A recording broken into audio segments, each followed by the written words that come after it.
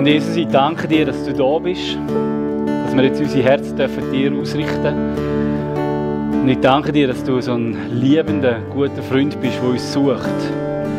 Dort, wo wir uns vielleicht auch zurückgezogen haben, dort, wo wir nicht mögen, gibst du neue Kraft und möchtest du uns befreien. Wir loben und preisen dich, Jesus. Amen. Ganz herzlich guten Morgen, auch von meiner Seite. Das Thema für heute Morgen ist, wo bist du? Wir sind berufen, in der Kraft von Jesus, in der Kraft von Gott zu leben. Das ist eine Verheißung, es ist eine Aussage, es ist ein Zuspruch. Und wir alle kennen das vermutlich, so den Moment, wo du morgen aufstehst, vielleicht so wie heute Morgen der Micha, und in den Spiegel schaust und sagst so, come on, das schaffe ich jetzt noch. Ich bin zwar müde, aber ich motiviere mich jetzt. Ich gehe jetzt da durch. Und du kannst dir so selber die Kraft zusprechen und kannst selber sagen, komm, das packen wir jetzt. Vielleicht kennst du aber auch die Situation, wo du merkst, wo eine andere Kraft dich so richtig zurückzieht, im Boden hineinzieht, runterzieht und du merkst, nein, ich mag eben nicht mehr. Und dann gibt es aber eben auch die Kraft, wo Gott dir möchte zusprechen, wo in beide Situationen wunderbar reinpasst, wo du kannst in Anspruch nehmen und merkst so, wow, jetzt wird der Himmel aufgemacht, jetzt wird etwas Göttliches, jetzt kommt Energie vom Himmel direkt in deinen Alltag hinein. Und vermutlich stellst du dir das recht romantisch vor, wie das denn sein sollte, wenn das so ist und passiert. Irgendwie so eine übernatürliche Kraft spritzen. Der Text, den ich heute Morgen mitgebracht habe, ist ein bisschen anders. Es ist die Situation, die wir alle gut kennen, die Geschichte, die wir vermutlich auch alle kennen, aus 1. Mose Kapitel 3, Vers 8. Und sie hörten die Stimme Gottes, des Herrn, der im Garten wandelte bei der Kühle des Tages. Da versteckten sich der Mensch und seine Frau vor dem Angesicht Gottes, des Herrn, mitten zwischen den Bäumen des Gartens. Und Gott, der Herr, rief den Menschen und sprach zu ihm, wo bist du? Da sagte er, ich hörte die Stimme im Garten und ich fürchtete mich, weil ich nackt bin, und ich versteckte mich. Und er sprach, wer hat dir erzählt, dass du nackt bist? Hast du etwa von dem Baum gegessen, von dem ich dir geboten habe, du sollst nicht davon essen? Eine Situation, die vielleicht weniger romantisch, weniger wow-mäßig ist, so nicht unbedingt eine Motivationsspritze auf den ersten Blick. Und doch ist es das Evangelium, das pure Evangelium. Gott wendet sich einem Mensch zu, obwohl der Mensch sich ihm abgewendet hat. Obwohl sich der Mensch versteckt, kommt Gott und fragt, wo bist du? Und vielleicht, um das ein bisschen noch ein bisschen verdeutlichen, wie wir alle eigentlich betroffen sind von dieser ganzen Situation, eine kleine Geschichte von mir, aus meinem Alltag. Und zwar sind wir, vor ein paar Jahren ist das her, meine Frau und ich, an Dolma gegangen. Wisst ihr, was Dolma ist? Sehr gut, sehr gut. Und wir haben das Ziel gehabt, dass wir dort eine Matratze posten für unser Ehebett. Und so sind wir dann unterwegs gewesen, haben das ein bisschen ausprobiert, also die Matratzen, sind ein bisschen Probe gelegen und dann irgendwann haben wir gefunden, mal die nehmen wir jetzt. Dann sind wir angesessen, haben angefangen Sachen auszufüllen und dann sagt mir meine Frau so irgendwann so, bist du dir sicher, dass die Maße stimmen? Und ich habe gesagt, ja logisch. Also da muss ich nicht einmal nachschauen. Ja klar, weil ich habe ja das Bett gezeichnet und der Schreiner hat es nachher gemacht. Also ich habe wirklich gewusst. Und dann haben wir uns gefreut, dann ist das gerade vor Weihnachten, ist es nachher eine Ankündigung gegeben, die wird jetzt geliefert. Und ich bin so richtig so wie ein kleines Kind, habe ich mich gefreut. Und habe die alte Matratze einfach runtergenommen, vorne rausgestellt, weil dann können sie die gerade mitnehmen, dann muss ich die nicht mehr entsorgen. Und habe dem Lieferant gesagt, ich nehme die Matratze gerade selber mit auf, es ist alles gut. Und dann laufe ich da in unser Schlafzimmer rein und ich merke, ihr ahnt schon, gell? Lege die Matratze ins Bett und merke so, Mist. Zu kurz und zu breit. Jetzt haben wir ein Bett, das hat einen Holzrahmen. Die Matratze versenkt drin. Zu kurz wäre also noch gegangen. Aber zu breit, obwohl ich sie zusammenschieben wollte, das ist nicht mehr gegangen. Und das ist so ein Moment, wo du nachher so dort bist und merkst so, wer hat den Fehler gemacht? Die haben wir als falsch geliefert. Oder wo auf einmal der Weg in die Küche, wo meine Frau dann war, plötzlich weit wird. Und du dich am liebsten eigentlich würdest in Luft auflösen und denkst so, Jesus, jetzt wäre ein guter Zeitpunkt zum Retour kommen. Und du bist so dort und denkst so, nein, was machst du nicht? Und du bist so versteckt, du ziehst dich zurück, Schuld und Scham, wo sich plötzlich so breit macht und du merkst so, was mache ich jetzt mit dieser Situation? Ich bin dann zu meiner Frau in die Küche raus, habe gesagt, Schatz. Und sie, gell, sie passt nicht. Ja, das ja gesagt. Wir haben dann das Bett, oder ich habe das Bett auseinandergeschraubt, so Zwischenteile gemacht, sodass wir die Matratzen nebeneinander anlegen können. Ich habe der Firma angerufen, habe mich entschuldigt, dass ich einen Fehler gemacht habe, gesagt, ich habe die falsche Matratze mit dem falschen Maß bestellt. Es ist dann zum Glück so rausgekommen, dass ich nicht mehr zahlen, sondern einfach 3 Monate haben müssen warten, bis dann die richtigen Matratzen gekommen sind. Die haben wir jetzt mittlerweile und es ist alles wieder gut. Und ich habe eine wunderbare Frau, die mir auch total gerne vergeben hat. Wir haben beide darüber lachen. Aber so, es ist so der Moment, der für mich so exemplarisch geworden ist. Wenn uns etwas so richtig in die Hose geht, wir vielleicht vorher noch gesagt haben, hey, ich habe das im Fall. Und dann kommt raus, dass es eben nicht so ist. Ein Moment von der Schuld und von der Scham. Und in diesem Moment kommt Jesus und fragt, wo bist du? Weil jeder geht mit so Sachen anders um. Jeder geht mit so Sachen nicht so produktiv um. Und ich habe in die Geschichte hineingeschaut und mir sind so 3 Sachen wichtig geworden für uns, wie wir lernen können, mit diesen Situationen besser umzugehen. In diesen Momenten, wo wir merken, dass wir vielleicht die Schuld auf uns geladen haben, wo wir vielleicht merken, dass es Scham betroffen ist, dass wir Mühe haben, um über etwas zu reden oder zum Ansprechen, zum Weiterkommen. Wir lassen es lieber versteckt. Wie können wir mit dem umgehen? 3 Sachen. Das erste, was ich mitgebracht habe, und mir hilft das, mir holt das total ab, ist zu wissen, der Adam oder ich, wir sind nicht die einzigen 2. Die Bibel sagt, jeder von uns ist mit Schuld unterwegs, mit Scham unterwegs. Es heißt im Römer 3, ich möchte uns das kurz mit uns anschauen, Römer 3, Vers 10, da ist kein Gerechter, auch nicht einer. Da ist keiner, der verständig ist. Da ist keiner, der Gott sucht. Also in diesen Situationen suchen wir nicht einmal Gott. In diesen Situationen sind wir einfach nur für uns so eingefärbt und versteckt. Denn alle haben gesündigt und erlangen nicht die Herrlichkeit Gottes. Mir hilft das zu wissen, uns allen geht es genau gleich. Keiner von uns da innen kann sagen, ist mir noch nie so gegangen. Die Frage ist, wie handhaben wir es jetzt, wenn wir wissen, dass es ja eigentlich allen so geht. Ich glaube, es gibt mindestens zwei Situationen oder Handlungsmuster, die uns doch darin helfen können. Das eine ist, wie ich mit mir selber umgehe. Und das andere ist, wie ich mit dem Nächsten umgehe in dieser Situation. Wie ich mit mir selber umgehe, ist vielleicht so der Moment, wo eben etwas wieder nicht so romantisch und schön aussieht, aber einfach so aus Leben und Tatsache ist. Wir haben dieses Jahr für meinen Sohn Geburtstag gefeiert.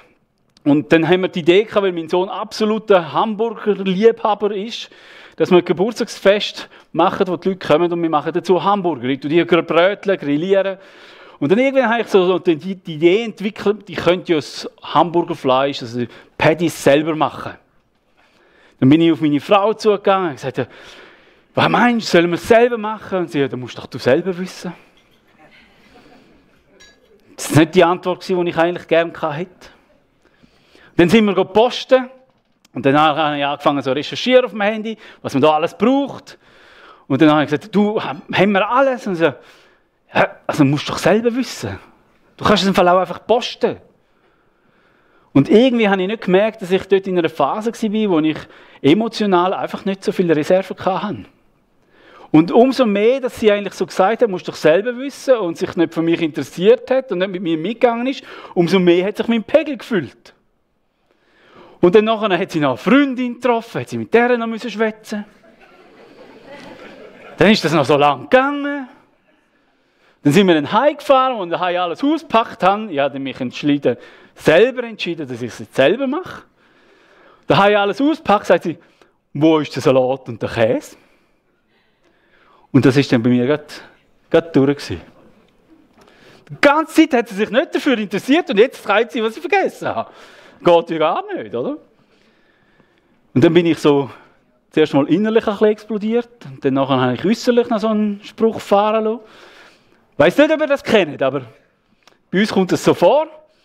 Und dann bin ich in das Auto reingehockt und gefunden, jetzt gehe ich den Salat und den Käse posten und hole mir gerade auch noch eine schöne Flasche Wein. So einen Frischkauf. Habe ich dann auch gemacht. Das Dumme ist, dort, wo ich den Wein gekauft habe, hat es nebentragen zum Blumenladen. Und als ich zu dem Weinladen rauslaufe, so mit meinem Frischkauf, so, oder, so ich bin versteckt, höre ich so die Stimme, Michi, wo bist du jetzt gerade? Und ich weiss schon, wieso das genau dort war, wo ich den Blumenladen gesehen habe. Und ganz ehrlich, nein, ich habe es nicht füllen. Aber ich habe mir irgendwann einmal gesagt, was immer er mir sagt, das will ich tun. Das will ich umsetzen. Also bin ich in den Blumenladen, ich habe einen guten Blumenstrauß gepostet, bin heim zu meiner Frau und habe gesagt, es tut mir mega leid. Ich möchte dich um Verzeihung bitten, dass ich falsch reagiert habe. Wie gehen wir mit uns selber um, wenn wir merken, dass wir wieder mal in die Sünde gelaufen sind? Dass wir wieder mal so in dem Hamsterrad von Selbstmitleid, von weiss auch nicht was allem drin sind. Wenn wir die Stimme nachher hören von Jesus, wo bist du? Er möchte uns befreien, er möchte uns freisetzen, er möchte uns, dass wir nicht von dieser Sünde und Scham gefangen werden. Wir sind Befreite, wir sind zur Freiheit berufen. Nur oftmals tönt es romantischer, als in der Situation sich das nachher anfühlt. Und ich möchte dich einladen, ich möchte dich ermutigen, so Momente zu nutzen, immer wieder neu auch zu sagen, nein, und ich möchte es lernen. Nicht zu lange in dieser Sünde und in dieser Scham drin versteckt sein, sondern nicht daraus rauszukommen. Und ganz ehrlich, ich habe dann von dieser Situation einem Nachbar erzählt, wir sind zusammengehöckelt, haben einen Grillabend gehabt. Und dann habe ich von dem Streit erzählt, den ich mit meiner Frau hatte. Und ich gesagt, hey, weisst du, es ist manchmal so verrückt, oder? Aber ich bin so froh, habe ich Jesus, weil er hat mir geholfen und zeigt, wie ich handeln soll. Und dann sagt er mir, Michi, so einen Jesus könnte ich auch brauchen. Ich streite mit meiner Frau schon ein halbes Jahr lang. Menschen in unserem Umfeld brauchen keine perfekten Christen. Menschen in unserem Umfeld brauchen Menschen, die wissen, dass sie bei Jesus Hilfe bekommen. Wo die zugestreckte Hand, wo bist du, berühren und in Anspruch nehmen und rauskommen. Das Zweite ist nachher, wie gehen wir mit anderen um, die eben das auch haben, die auch in diesen Versteck drin sind, die auch Verletzungen haben, die Scham haben. Wie gehen wir da miteinander um? Es ist ein junger Mann auf mich zugekommen und hat gesagt, Michi, ich will auch das erleben, was du mit Jesus erlebst. Kannst du mir helfen? Ich sagte, ja, mega gerne. Und dann haben wir miteinander ein bisschen austauscht. Wir haben miteinander gebetet, die haben ihm erzählt, was es braucht für die Nachfolge. Und irgendwann sagt er mir so, hey Michi, das ist alles so streng. Gibt es denn den Jesus nicht einfach auch für Comfortzone? Der erste Gedanke, ganz ehrlich, der erste Gedanke war typisch Generation Z. Sorry. Der zweite Gedanke ist, Michi, wo bist du? Und er sagt, Jesus, ich bin da. Wie kann ich dem Mann jetzt dienen, dem jungen Mann dienen? Was braucht er jetzt? Und dann ist die Frage vorgekommen, und das ist dann schon spannend, dass der Heilige Geist einfach auch in uns dann wirken kann. Die Frage vorgekommen, dass ich ihn gefragt habe, wieso liebst du deine Komfortzone so? Und er hat gesagt, ja weisst, ich glaube nicht, dass ich die Komfortzone so liebe. Ich habe einfach Angst, Menschen zu enttäuschen. Weisst, ich höre immer wieder daheim, dass es nicht genügt. Ich höre daheim immer wieder, dass ich mehr machen müsste. Ich höre daheim immer wieder, dass meine Freunde nicht die richtigen Freunde sind. Ich höre daheim immer wieder, dass ich zu viel game. Ich genüge einfach nicht. Und ich habe wie Angst, dass ich dann auch nicht genüge. Und das ist ein Moment geworden, der mich ganz tief berührt hat. Und ich gemerkt habe, er hat sich auch versteckt. Nur hat er dem noch Comfortzone gesagt. Und nachher so wieder hineinsprechen und sagen, hey, ich glaube, Jesus möchte dich rausrufen. Auf die Art und Weise, wie er es nur mit dir kann und will. Das ist ganz individuell. Ein paar Wochen später hat er mir ein WhatsApp geschrieben und gesagt, Michi, ich gebe mich viel mehr in die Familie rein. Ich frage mal den Vater, wie es ihm gegangen ist am Tag. Es ist ganz etwas Neues entstanden. Ich habe ganz neue Freude, auch in meiner Familie. Nicht, weil ich gesagt habe, du musst, sondern weil wir zusammen etwas erlebt haben, was in 2. Korinther 9, 12, 9 steht. Wenn gerühmt werden muss, will ich mich meiner Schwachheit rühmen. Wir müssen nicht gross und stark sein voreinander. Der zweite Punkt, den ich mitgebracht habe, wie wir lernen können, in diesen Verstecken die Hilfe von Gott, das Evangelium anzunehmen, ist, dass wir wissen, dass wir berufen sind ins Licht. Das heisst, im 1. Petrus Kapitel 2, Vers 9, ihr seid ein auserwähltes Geschlecht, ein königliches Priestertum, eine heilige Nation, ein Volk zum Besitztum, damit ihr die Tugenden dessen verkündet, der euch aus der Finsternis zu einem wunderbaren Licht berufen hat. Wir sind berufen in ein wunderbares Licht. Und wir haben da Identitätsvermittlungen, die gigantisch sind. Und wenn wir das Licht reinkommen, das ist nicht immer nur angenehm. Wir sehen nämlich plötzlich auch die schlechten, die kaputten, die grusigen Seiten. Was alles dreckig ist.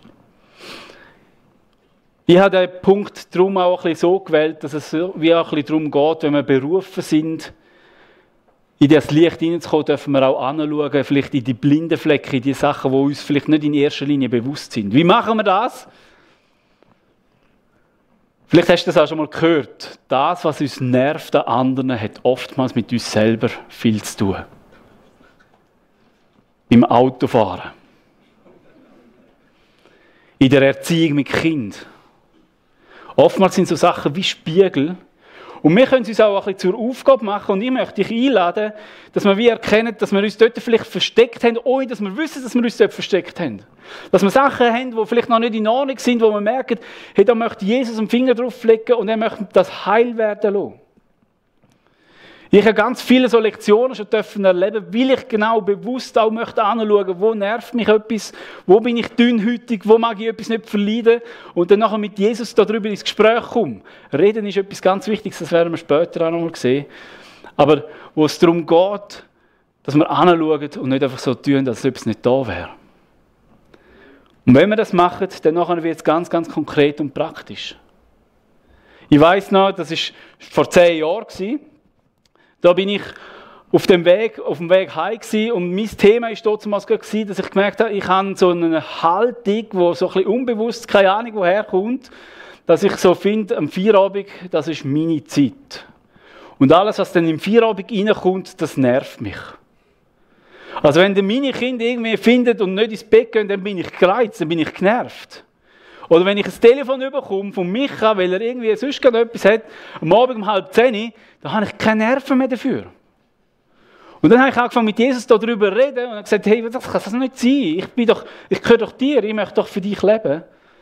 Und habe dann für mich festgestellt, ich brauche den Feierabend für mich allein. Ich frage auch nicht, Jesus, was könntest du mit mir am Feierabend auch noch vorhaben? Und so habe ich angefangen zu beten und zu sagen, okay, Jesus, hilf du mir, dass ich auch den Feierabend dir abgeben kann, dass ich ein Leben so führen kann, auch am Feierabend, wie es dich ehrt. Und vielleicht eben auch unter dem Tag noch so viel Nerven behalten und Energie, dass ich am Feierabend dann auch noch mag. Und wenn man so Sachen betet, dann erfahrt man wirklich Gebetserhörungen. Und so bin ich im Bus im Heimfahren und habe so Jesus gesagt, okay, Jesus, heute Abend, du siehst, was für ein Tag das war, mega streng. Was hast du heute Abend geplant mit mir? Wenn ich dürfte wünschen, wäre so einen Film schauen mit meiner Frau im Arm, einfach herrlich. Und dann sagt mir Jesus, nein, Michi, heute Abend gehst du mit deinem Sohn joggen. Ich hatte also gar keinen Bock gehabt. Und gehe heim, gehe zu meinem Sohn und sage so, gell Joshua, du willst jetzt auch nicht noch joggen heute Abend. Und dann macht sie grosse Augen und sagt, Papi, mal unbedingt, ich habe heute Morgen gerade zu Jesus gesagt, das wäre cool, der Papi hätte wieder mal Zeit für mich. Hey, dann sind wir joggen miteinander, dann sind wir da irgendwie im Wald auf dem Weiterparcours unterwegs gewesen, und dann musst du so Übungen machen, wo du so knüllst und dann so die Rückenmuskeln da. Und dann knüllen wir dort am Boden und dann sagt mein Sohn, Papi, das ist ja wie Betten, sollen wir nicht ganz zusammen betten? Ja, mein Herz hat es fast verklopft. Ich habe gemerkt, so, wow, was für ein Geschenk.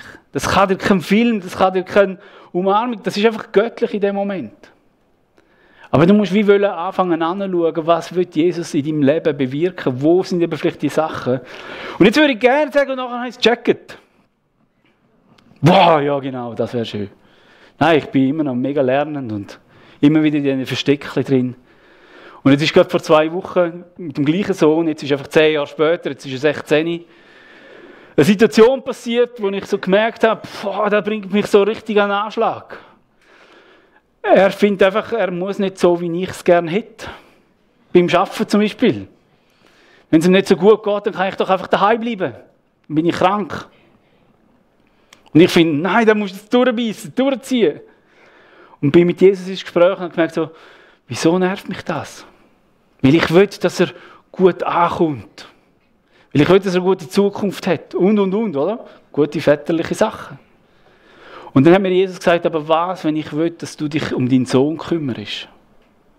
Dass es ihm gut geht. Und dann bin ich zu ihm, habe mich entschuldigt und gesagt, es tut mir leid, dass ich dir Druck aufsetze. Es tut mir leid, dass ich von dir Sachen fordere, die du vielleicht gar nicht willst. Was willst du wirklich? Dann sagt er, mit dir Zeit verbringen. Und wir haben jetzt angefangen miteinander zu trainieren. Wir gehen jetzt zusammen ins Fitness. Also wir sind noch in der Probe-Abo-Phase da. Ich habe Muskelkater, ich sage es euch. Schlimm. Aber sind jetzt 4 Mal sind wir jetzt gewesen. Und dann sind am Abend heimgefahren und dann kommt er zu mir und sagt einfach, Papi, danke, dass du das für mich machst. Und es war kein Thema, zumindest in dieser Zeit nicht. Ich hatte erst die Ausbildung angefangen, ich habe schon auch ein gewisses Verständnis, natürlich, aber keine Frage mehr, ob er Gott arbeiten oder nicht. Weil er plötzlich die Stärke hat. Also das, was wir erleben, das, wo wir drin hineingehen, das ist wesentlich, das ist wichtig. Und dann nicht einfach, wenn du zu wenig mit Jesus erlebst, dann nachher prüf dich einmal, wo das die Sachen nerven und dann fang an mit ihm darüber zu schwätzen. Und dann bin ich sicher, wirst du ganz viele Sachen entdecken, wo du ganz neu als Leben drin hineingesprochen bekommst. Wir sind berufen, ich sage es nochmal, für die Freiheit. Schauen wir an, wo wir nicht frei sind. Und fangen an, mit Jesus darüber zu schwätzen. Das ist mein 3. Punkt, den ich uns mitgebracht habe aus dieser Story. Ich finde sie schon recht amüsant und gleich beeindruckend und auch, ich kann so gerne lernen vom Adam. Ich weiss nicht, ob ihr auch schon mal Versteckis gespielt habt. Aber wenn man Versteckis spielt, dann wird man ja versteckt bleiben. Und das, was der Adam da macht, ist eigentlich schon relativ speziell. Dass Gott sagt, wo bist du? Und er sagt, ja, ich habe mich versteckt. Das erinnert mich ein bisschen an das Versteckspielen mit kleinen Kindern. So, ich komme, ich bin da. Irgendwie verlernen wir das. Und ich möchte uns Mut machen, eben wie der Adam da drin auch anfangen, mit Gott ins Gespräch zu kommen über diese Sachen. Ich glaube nicht, dass wir eben von heute auf morgen alles werden können erledigen und alles kann frei werden, aber wir können uns auf den Weg machen, indem wir mit Gott ins Gespräch kommen. Indem dass wir mit Freunden ins Gespräch kommen. Indem dass wir mit Seelsorgern ins Gespräch kommen und die Sachen wirklich angehen. Und sagen, es ist nicht einfach egal. Ich möchte in dieser Herrlichkeit von Gott leben und unterwegs sein. Ganz ein guter Punkt, und da sehen wir auch in dem Text drin, ist die Angst. Dort, wo Angst dein Leben erfüllt. Dort, wo du von Angst gesteuert bist. Dort auch ganz bewusst anzuschauen und mit Jesus ins Gespräch zu kommen. Ich mag mich noch gut erinnern, ich war 16, war auf dem Bauernhof im Welschland und bin ein bisschen wie der Jona von Gott davon gelaufen. Also, ich habe gewusst, ich möchte Krankenpfleger machen. Meine erste Ausbildung war als Krankenpfleger. Aber ich habe voraus, etwa so mit 15 oder ja, vielleicht auch 14, wie so den Eindruck gehabt, Gott will, dass ich in Mission gehe. Und ich habe gefunden, nein. Und das hat mir Angst gemacht. Und dann bin ich in dem Welschland und plötzlich gemerkt so, Mist, Krankenpfleger, Französisch, das brauchst du mega in der Mission. Und habe wieder noch mehr Angst bekommen. Wenn er will, dann macht er es einfach. Und habe dann angefangen, mit ihm wirklich darüber zu schwätzen, habe mit Freunden angefangen, darüber zu reden und dann relativ schnell eine Gewissheit bekommen, nein, Jesus möchte mich hier in der Schweiz brauchen. Und dann bin ich aufgeblüht, ich durfte bei der FEG mitarbeiten, ich habe im Verband mitarbeiten, ich war dort in Gemeinden drin, auch mit euch ja schon in der Jugend unterwegs gewesen. Und habe mich da richtig so, habe gemerkt, wie ich aufblühe, weil ich das machen durfte, was Gott für mich parat hat. Und jetzt? Jetzt arbeite ich plötzlich in einem Missionswerk. Im August angefangen bei Sam Global. Aber es ist nicht so, dass ich Angst hätte, sondern ich habe Freude. Er hat in mir das Wollen, uns vollbringen, bewirkt. Und das ist seine Zusage. Wenn wir anfangen, über unsere Ängste mit ihm reden, dann kann er uns formen, dann kann er uns führen, dann kann er uns leiten und kann er uns auch zeigen, wo wir hingehören. Und wenn Gott fragt, wo bist du, weil er dich rausholen möchte, dann nicht, weil es irgendwie negativ für dich wäre, sondern weil er den besten Platz für dein Leben parat hat, wo er für dich geplant hat, wo er für dich gedacht hat, wo du kannst aufblühen. Und Angst kann uns dort zurückhalten, Angst kann uns zurückbinden. Und ich möchte dich ganz fest motivieren, was in Matthäus 28, 18 bis 20 steht, auch zu leben. Wir sind Gesandte. Wir sind gesendet in die Welt, in unser Umfeld. Die Geschichten, die wir mit Jesus erleben, die Befreiung, die wir mit ihm erleben, rauszutragen. Bis ans Ende der Welt. Und da möchte ich dich ausrufen, auch Botschafter zu werden von dieser wunderbaren Nachricht. Wo bist du?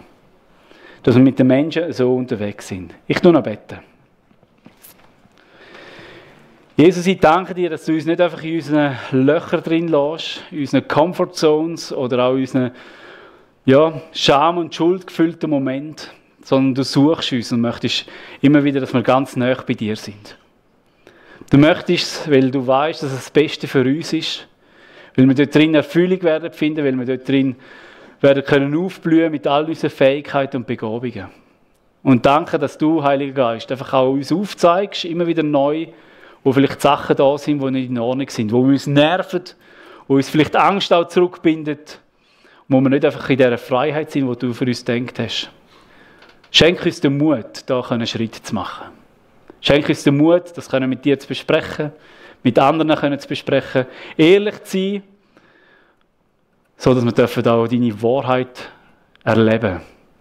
Dass du uns liebst und dass du für uns gestorben bist und dass du uns vergisst. Wir danken dir und loben und preisen dich, Jesus. Amen. Also